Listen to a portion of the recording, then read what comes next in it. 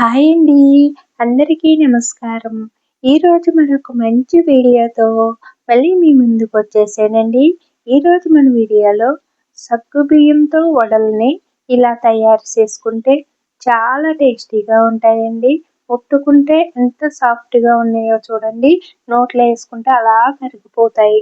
బయట మాత్రం కరకరలాడుతూ క్రిస్పీగా చూడడానికే అందంగా కనిపిస్తాయి. మరి నోట్లో వేసుకుంటే కరిగిపోయే ఈ జ్యూసీ సగ్గుబియ్యం సాబ్దాన్ అని కూడా అంటారండి. ఈ వడల్ని ఏ విధంగా తయారు చేసుకోవాలి అనేది ఈరోజు మన వీడియోలో చూసేద్దాం. మన ఇంటికి ఎవరైనా బంధువులు వచ్చినప్పుడు కానీ, లేదా పిల్లలు ఏమన్నా కావాలి అన్నప్పుడు, పెద్దవాళ్ళు ఆఫీసుల నుంచి వచ్చినప్పుడు ఏమన్నా చేసి పెట్టమని అడిగినప్పుడు ఇలా చేసి పెట్టండి. మరి దీని తయారీకి ఏమేమి కావాలనేది ఇప్పుడు మనం వీడియోలో చూసేద్దాం. ముందుగా మనము ఒక కప్పు సగ్గు బియ్యాన్ని తీసుకుని ఇలాగా ఒక గిన్నెలో వేసుకోవాలి.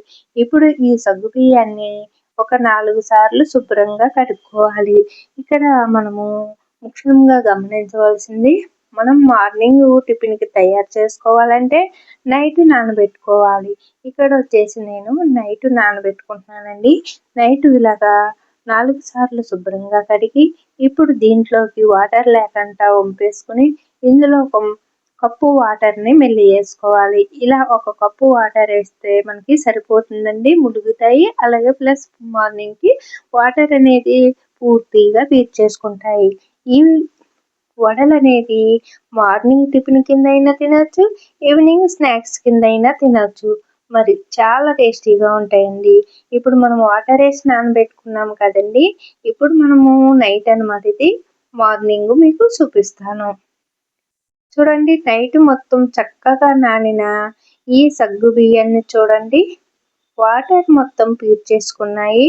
మనము ఇలా పట్టుకుని చూస్తే తెల్లని ముత్యాలలాగా ఇలా పొడి పొడిలాడుతూ ఉన్నాయి అన్నమాట. చూసారా, చాలా సాఫ్ట్గా తెల్లగా ముత్యాలలానే ఉన్నాయండి. చూసారు కదా. ఇప్పుడు వీటిని పక్కన పెట్టేసుకుని దీంట్లో ఏమేమి వేసుకుంటాను అనేది ఇప్పుడు మీకు చూపించేస్తాను. ముందుగా ఒక బంగాళాదుంపను తీసుకోవాలి. బంగాళాదుంప అంటే ఇది ఆలుగడ్డ అండి. దీన్ని ఆలుగడ్డ అని అంటారు, అలాగే బంగాళాదుంప అని కూడా కొన్ని చోట్ల పిలుస్తారు. దీన్ని ఇప్పుడు మనము శుభ్రంగా కడిగి కుక్కర్లో వేసి ఉడికించుకుందాము.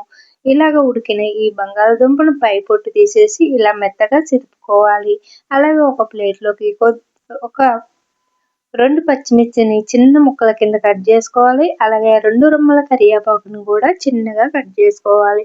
ఒక స్పూన్ జీలకర్ర, ఒక స్పూన్ కారం, ఒక స్పూను నువ్వుల పొడి, పావు స్పూను గరం మసాలా, పావు స్పూన్ జీరా పౌడరు, ఇలాగా ఇవన్నీ కూడా వేసుకోవాలి. అలాగే చిన్న అల్లం ముక్కని సన్నగా తురుముకోవాలి.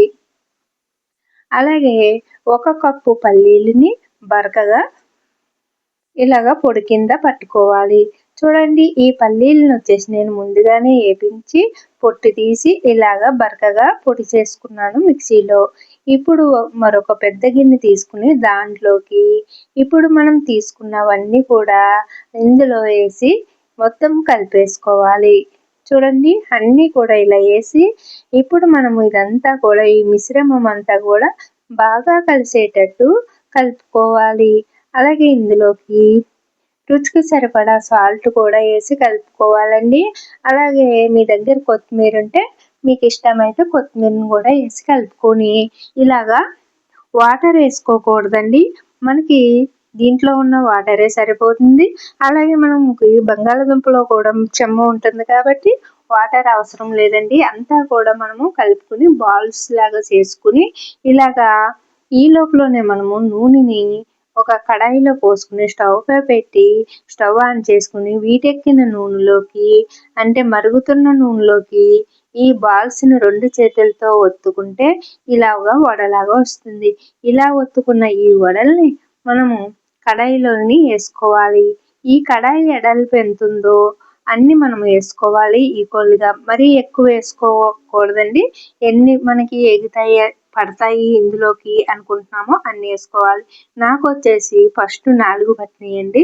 తర్వాత అవి కాస్త పక్కకు జరిపినాక ఇంకోటి ఇంకొకటి వేసుకున్నాను. చూడండి, వేసిన వెంటనే వీటిని తిప్పకూడదండి, ఇడిపోతాయి. ఒక 2 మినిట్స్ అలాగా మంట అనేది మీడియంలో పెట్టుకుని వీటిని వేయించుకోవాలి కదపకంట. ఇలా 2 మినిట్స్ తర్వాత వీటిని ఇలాగా తిప్పుకోవాలి. చూడండి, చాలా కలర్ఫుల్గా కనిపిస్తున్నాయి కదా, ముత్యాలు ముత్యాలలాగా బాగా తెల్ల తెల్లగా కనిపిస్తున్నాయి కదండి.